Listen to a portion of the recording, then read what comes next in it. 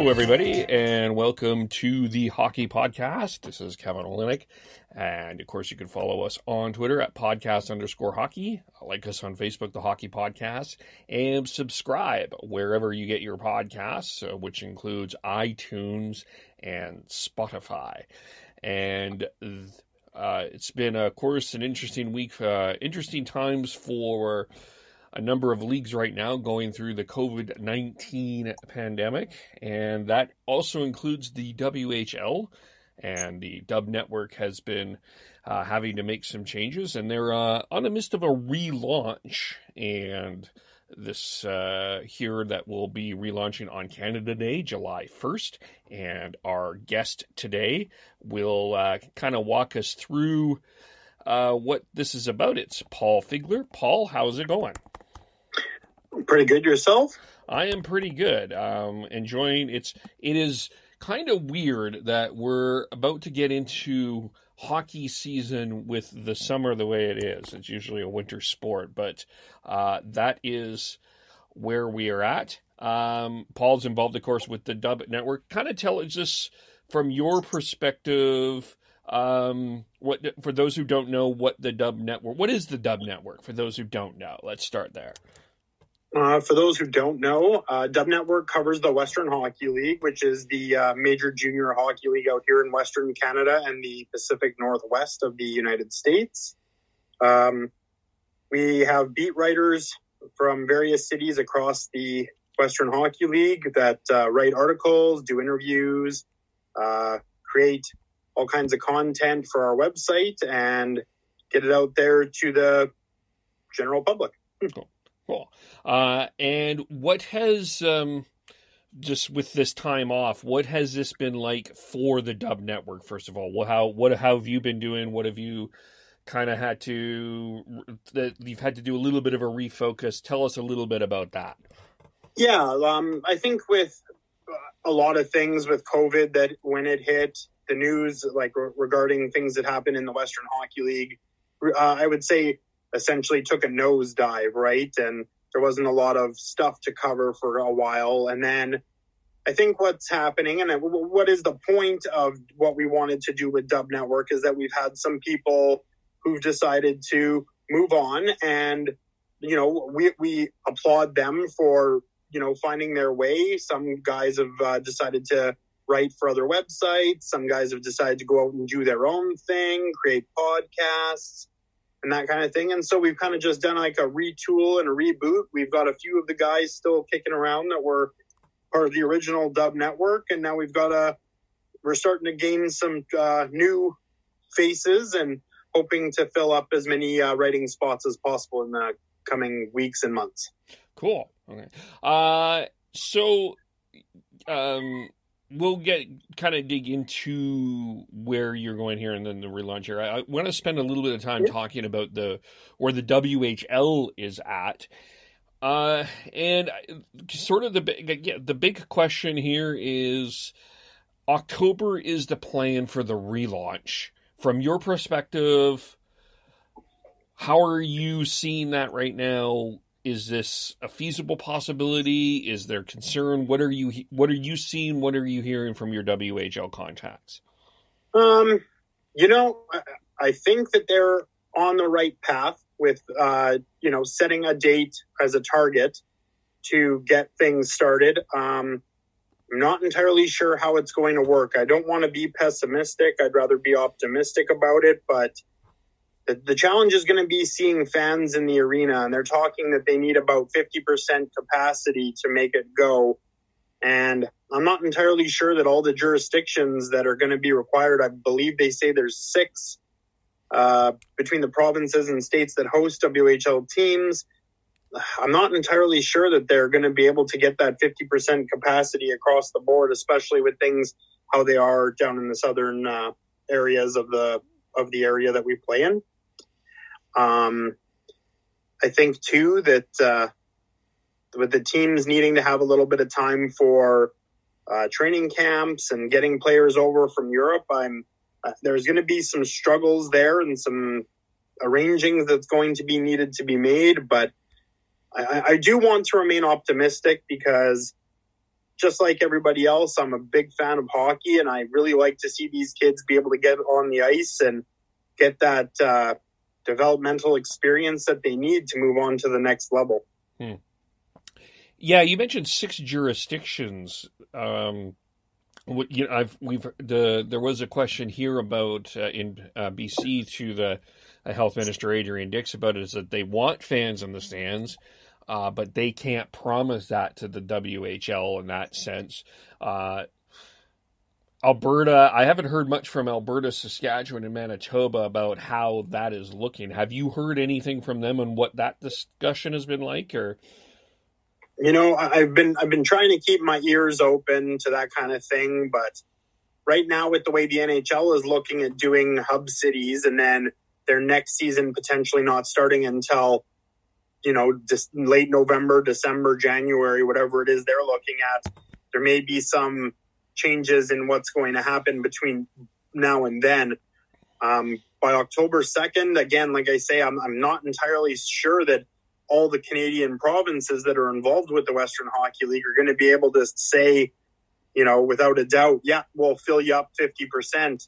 That's still a lot of people sitting close by each other, and lineups for bathrooms and lineups for concession stands and that kind of stuff. And I'm just really not 100% sure how they're going to do that. Now, again, I do want to be positive, and I'm hopeful that we can see that come, but just with the way things are today, nearly July 1st, so giving us about 3 months until that start, just not real 100% sure that we're going to get there.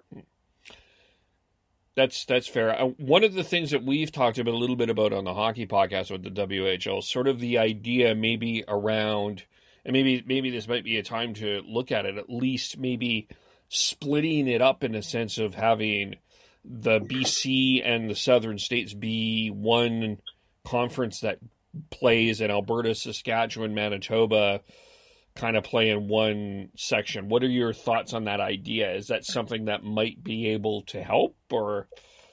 I think you're probably right. That would be something that would be helpful. From my understanding, and I don't want to quote anybody from the WHL necessarily, but my understanding is that they are going to look at possibilities of that kind of a scheduling arrangement, but their plan is to have a regular 68 game schedule. Okay.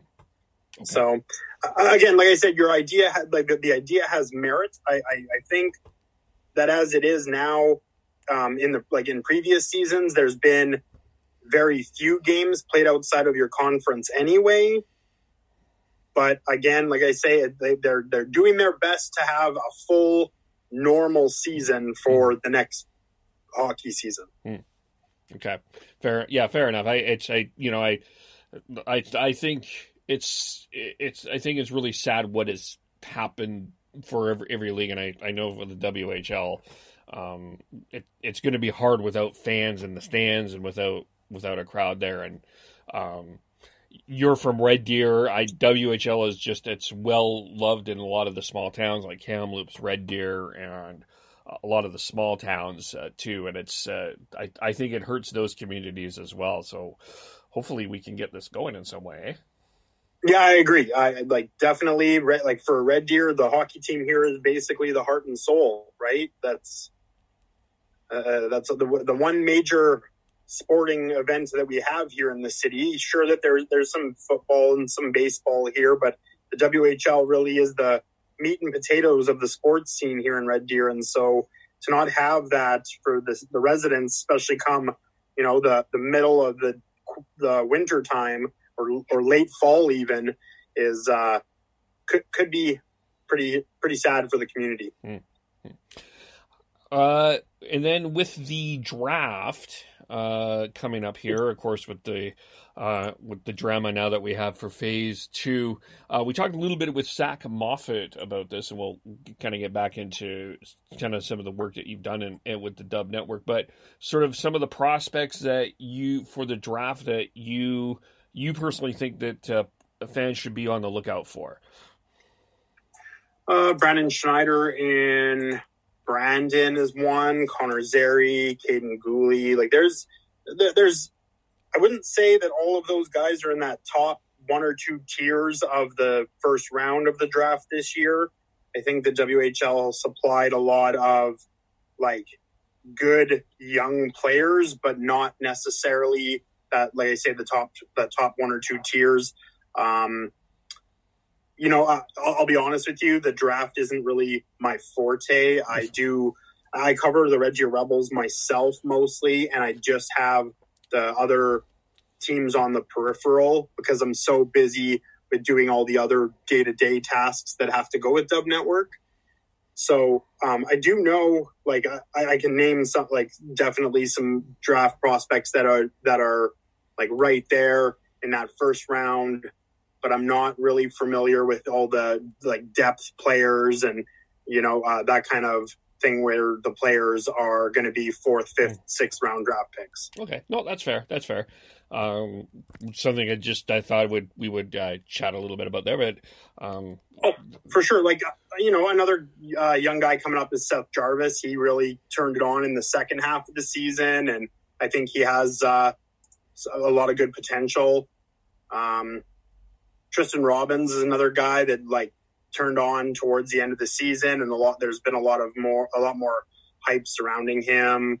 I just don't focus so much personally on like the scouting of the draft picks, right? And more so just telling the stories of the players that are on my team.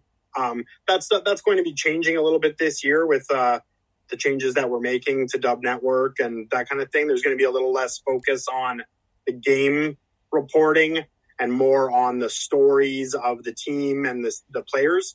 So I think that'll also help me broaden my writing experiences. Okay, fair enough. Let's get into that and kind of talk a little bit about the DubNet. What is the reason behind sort of the story change? Like, what was your thinking behind that? Well, I just find that when we're writing stories about the games, I'm finding that several other outlets, whether that means the local newspaper or the local radio station or, even the weekly newspapers in the nearby communities or whatever, they're writing the same stories we are. And so trying to diversify what we do a little bit and get those, stories, dig a little deeper, maybe work on some things like some all-time teams and, fan favorite players, maybe look at the alumni. And also, like, we just brought on a gentleman today, and he's going to write about the upcoming NHL draft picks. So that's going to be really helpful in that he's going to be kind of like a scout. He's going to get some opinions from other scouts and, some of the other websites out there that do scouting work and kind of put together a profile in that sense where you're going to get a lot of different information from a couple different viewpoints. Cool. I think that's a way to not only improve our own writing and website, but also to help the other people out there who are doing the scouting and the looking at draft picks and players in the junior hockey leagues and overall promoting the junior hockey players, which for me, that's what Dub Network's about, is to help these young boys and young men become professional hockey players. One of my criticisms, not of just as generally of the coverage of junior hockey in this country, I'm a Westerner. I grew up in Calgary, live here in Vancouver, and just maybe I'm looking at this from this bias and this lens, but I don't feel that the WHL. I don't feel the CHL is covered effectively anyway, but I feel that the WHL nationally doesn't get the same recognition as the OHL and the Q. Is that a fair criticism? I think you're right, especially with the national sports networks. I feel personally, and this is not to, attack the major sports networks out there but far from it for me to, go out and say we're better than other people, but we just do.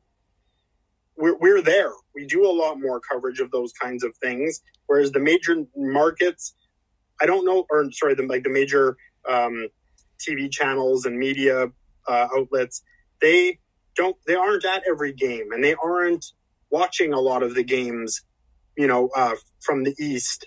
And so I feel that you're right, that they maybe rely on some of their contacts in the Western Hockey League or like people around the Western Hockey League to, beef up their coverage a little bit. But like last year, I believe there was only 4 or 5 games scheduled to be on TV or on national TV. And then there was 14 from the Ontario Hockey League. And I think that's a little bit unfair and a little, it shows some bias to the East Coast for sure. Has it created a challenge to recruit to the WHL because of that lack of exposure? You know what? I don't think it has that much of an effect. I think what has more of an effect is the fact that the BCHL is probably, I would say, almost on par with the WHL, if not on par with the WHL in terms of like the strength of the league. And so that is it, like the route that the people or the kids or the parents want their kids to go could be more likely to see them go to BCHL and then play in the NCAA. And the AJHL too is not like a weakling by any means when it comes to the strength of their league. We've seen a few junior A champions come out of the AJHL. I just think that it's the strength of those two leagues that draws a lot of those kids and parents to the school route as opposed to the WHL route. Fair. So with kind of the changes here that you're going through and kind of focusing on scouting and storytelling, and I see that from some of the website here. Maybe we'll start here. If there's a new up and coming kind of broadcaster that's coming from BCIT, SAIT, NAIT, or wherever, what advantage would they have writing for the Dub Network? Well, it gets you exposure with an audience to start with, and then like our relationship with the Western Hockey League and its teams is fairly good in respect to being able to get accreditation and having the access to the players and the staff. So that also would help like a student just coming out of school who may be wanting to learn, the interview skills and make connections in the Western Hockey League. As many people do see the Western Hockey League as a stepping stone to maybe the AHL or even the NHL. So by having a foot in the door with Dub Network, creating those contacts, you definitely have the opportunity in the future to, better yourself and then move into, say, a writing position with one of the NHL teams or AHL teams, or some people can move, like you might move on to broadcasting or even like a communications role. Like something that I would love to be able to do myself is move from what I do into like a communications role, maybe managing a team's media releases and that kind of thing. That would be ideal for anybody who's actually interested in doing something like that, as there are opportunities that come up with the Western Hockey League from time to time, or even junior A hockey teams around Western Canada as well. Fair. And who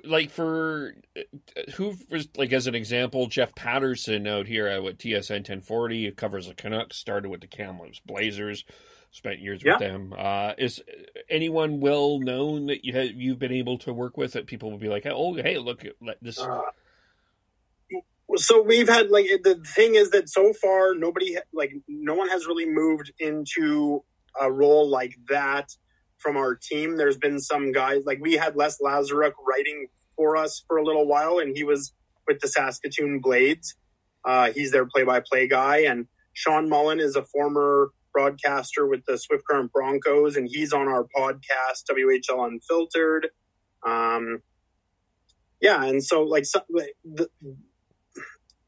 nobody has actually gotten so far yet to say, oh, hey, that's like one of our guys, because many of them have decided to go on their own, like Stephen Hawko down in Vancouver area. He just started his own Giant Thoughts podcast to cover the Vancouver Giants. Ben Dooley used to do our Daily Dose, and he works at Global in Vancouver, and he's been getting more and more responsibility with Global. So he thought, it would be a good time to step back at when COVID came.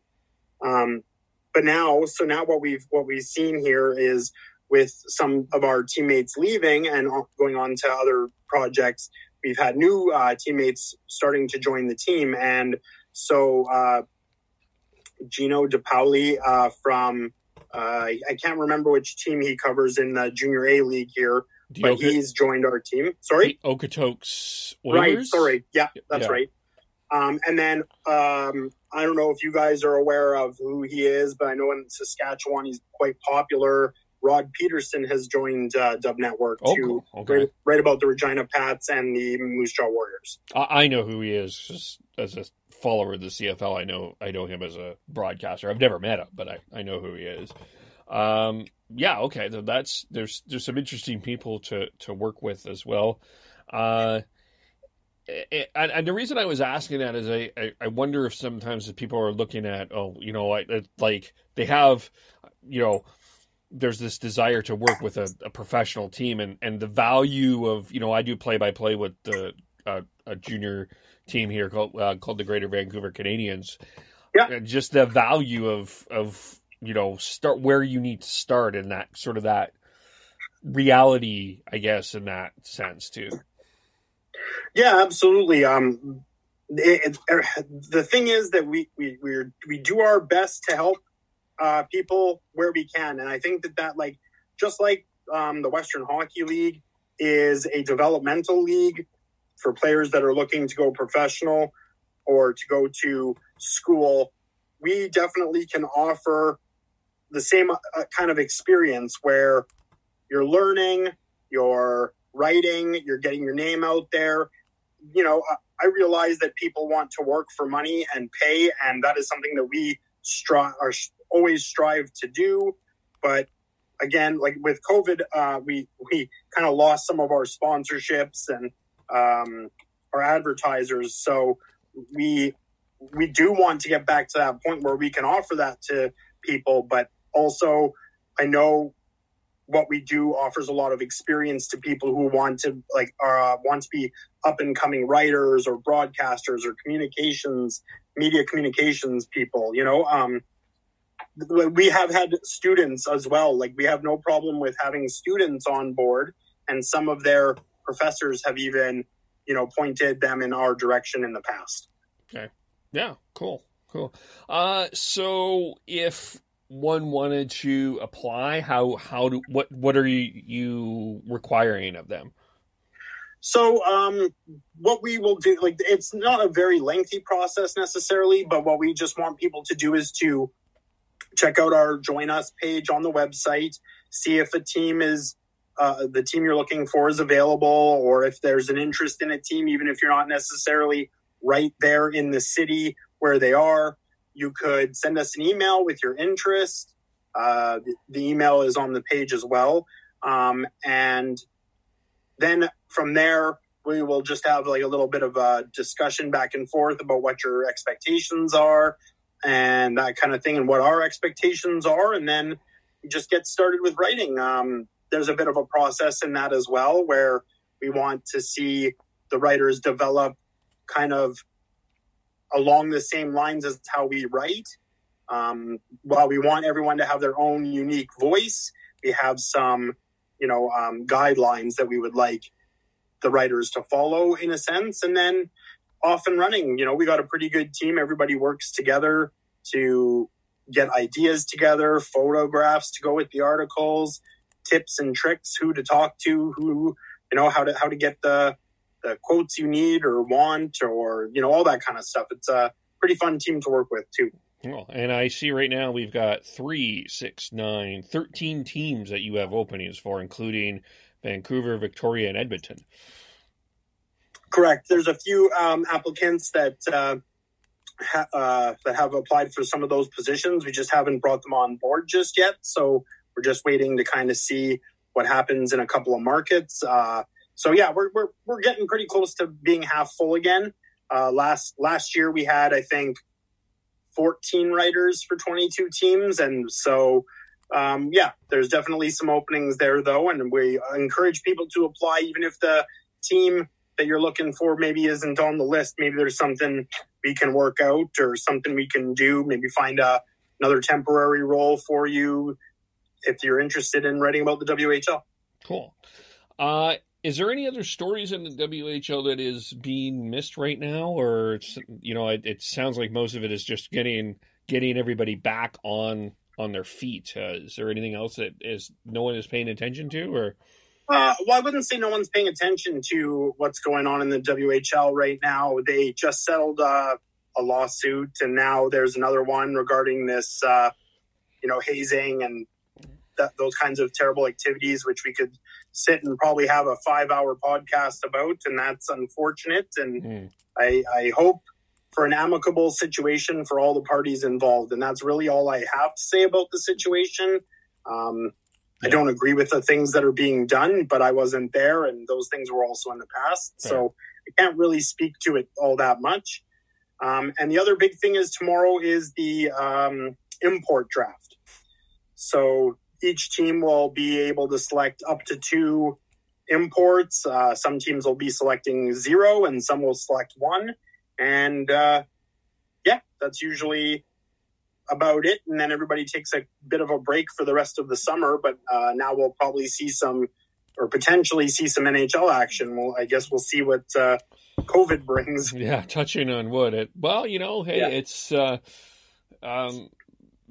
to what was it today? They announced 26 cases out of 250 that are tested. I think it was something like that. So I mean, a bit high, but I don't know. I'm feeling optimistic that this is going to work.